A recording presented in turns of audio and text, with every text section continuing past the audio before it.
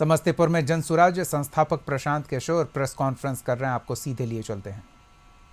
जो अपने आप को संभावित उम्मीदवार बता रहे हैं या जिन्होंने आवेदन दिया है उनका मूल्यांकन होगा और जन सुराज से जुड़े हुए लोग, पदाधिकारी, साथीगण, इसके संस्थापक सदस्य, सब लोग मिलकर जिसके नाम पर मुहर लगाएंगे वही जन सुराज का उम्मीदवार होगा। उसमें कोई धन बल का प्रयोग नहीं, कोई अंडर द टेबल डीलिंग नहीं। जन सुराज में कोई आपको नहीं कह सकता है कि हमने पैसे के आधार पर टिकट ले लिया। जन सुराज में आपको ये नहीं दिखेगा कि कोई पैसा देकर टिकट ले गया या पैरवी से टिकट ले गया। जहां तक रह गई बात की दूसरे दल से आने वाले लोगों की, तो भाई जब बिहार में दूसरा कोई विकल्प ही नहीं था तो वोटर के तौर पर भी आप किसी न किसी को वोट देते थे।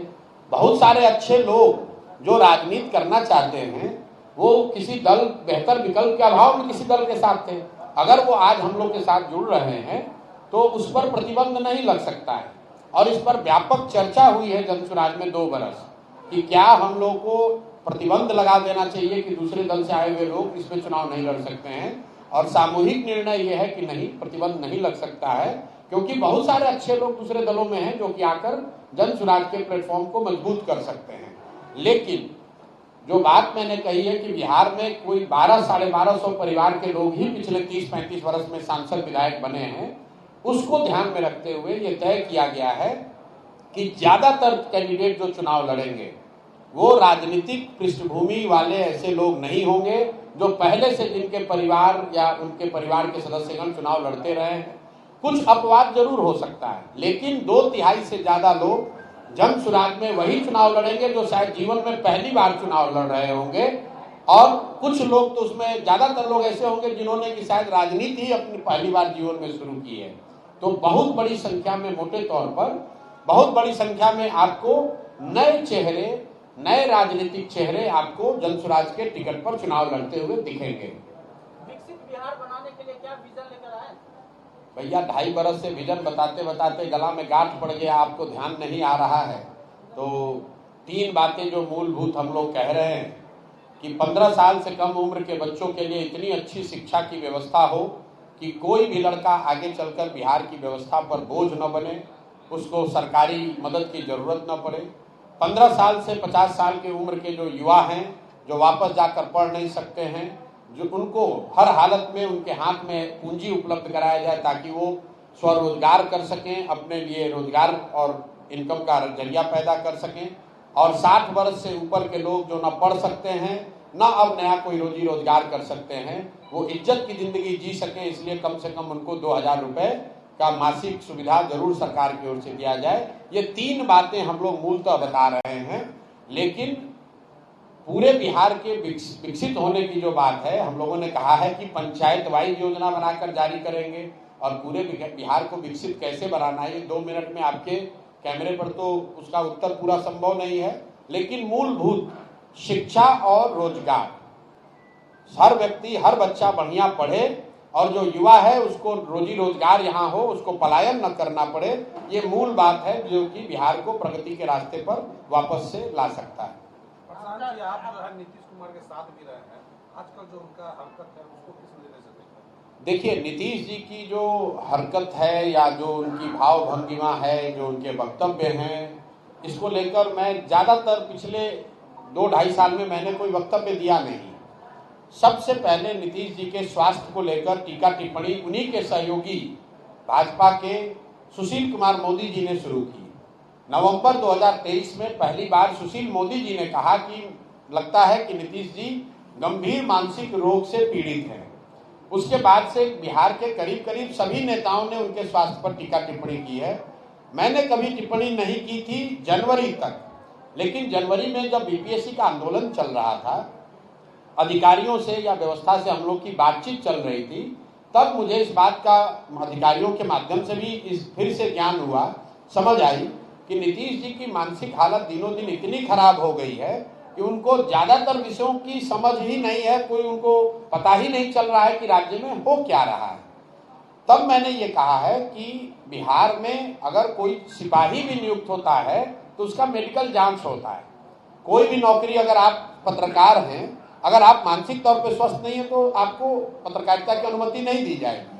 ऐसा कैसे है कि 13 करोड़ लोगों के राज्य के मुख्यमंत्री, उनके मानसिक स्वास्थ्य की स्थिति को लेकर रोज चर्चा टिप्पणी हो रही है और सरकार की ओर से कोई वक्तव्य नहीं है, सरकार ने उसका कोई संज्ञान नहीं लिया। फिर हमने कैमरे पर कहा और आज रिपीट कर देते हैं, नीतीश कुमार शारीरिक तौर से थके हुए और मानसिक तौर पर अस्वस्थ हो गए हैं। और अगर इसका प्रमाण आपको जानना है तो खाली आप खड़े होकर नीतीश कुमार जी से उनके मंत्री परिषद के सदस्यों का नाम पूछ लीजिए। नीतीश कुमार की मानसिक हालत आज ये है कि वो अपने मंत्री परिषद के साथी मंत्रियों का नाम तक नहीं जानते हैं, नहीं याद है उनको, और उनके भरोसे 13 करोड़ लोगों का जीवन छोड़ा हुआ है। तो नीतीश कुमार जी की तो गलती है ही, उन्हें इस्तीफा देना चाहिए क्योंकि वो स्वस्थ नहीं है। लेकिन उससे भी बड़ा दोष उनके सहयोगी दल भाजपा का है, क्योंकि ये नहीं संभव है कि देश के प्रधानमंत्री और गृह मंत्री को ये पता नहीं है कि मुख्यमंत्री नीतीश कुमार की मानसिक हालत या उनकी स्वास्थ्य की स्थिति क्या है। बावजूद इसके वो लोग नीतीश कुमार को सामने खड़ा करके राजनीतिक रोटी सेक रहे हैं। इसलिए मुझे लगता है कि इसके लिए भाजपा भी बराबर की गुनाहगार है, जो ये समझती है कि बिहार की जनता को मूर्ख बनाकर किसी तरह वोट ले लो और अगर कहीं जीत मिल गई तो नीतीश को हटाकर अपना भाजपा का मुख्यमंत्री बना लो। ये उनकी रणनीति है। इसलिए मुझे लगता है कि नीतीश जी तो बीमार है ही, लेकिन उस बीमार व्यक्ति को जनता के ऊपर थोप के रखना, मुख्यमंत्री बनाए रखना, इसका ये जो गुनाह है ये भाजपा कर रही है और भाजपा के लोगों को इसका जवाब देना चाहिए। बेटा को भी लाने का चर्चा नहीं, देखिए, बेटे को लेकर मैंने कई बार कहा, मेरा अपना स्वभाव है, जो लोग राजनीति में नहीं है उस पर मैं टीका टिप्पणी नहीं करता हूँ। लालू जी के परिवार से भी जो लोग राजनीति में नहीं है मैं उस पर टीका टिप्पणी नहीं करता हूँ।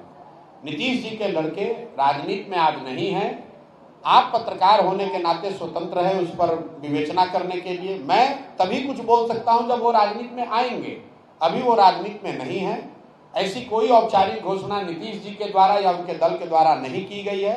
इसलिए मुझे लगता है कि किसी भी प्राइवेट सिटीजन के बारे में कोई टीका टिप्पणी नहीं होनी चाहिए, मैं भी नहीं करूंगा। अच्छा प्रशांत जी, अगर आप इन फ्यूचर बिहार में आपकी पार्टी अगर मुख्यमंत्री बनने की कगार पर आती है तो क्या आप मुसलमान को मुख्यमंत्री बनाएंगे अपने पार्टी से? बिहार में मुख्यमंत्री जन सुराज का बनेगा और जन सुराज में 1 करोड़ से ज्यादा लोग मिलकर अगर दल बनाए हैं, दल में नेताओं का चयन किए हैं, संगठन किसको देना है ये तय किया है, तो जिस दिन सारे विधायक चुनकर आएंगे दल वाले बैठकर ये भी तय कर लेंगे कि उनका नेता कौन होगा, मुख्यमंत्री कौन होगा।